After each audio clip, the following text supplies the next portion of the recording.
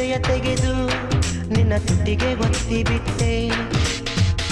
ತಗೋ ಇದು ವಯಸ್ಸು, ಯಾ ತಗೋ ನಿನದು ಮನಸ್ಸು.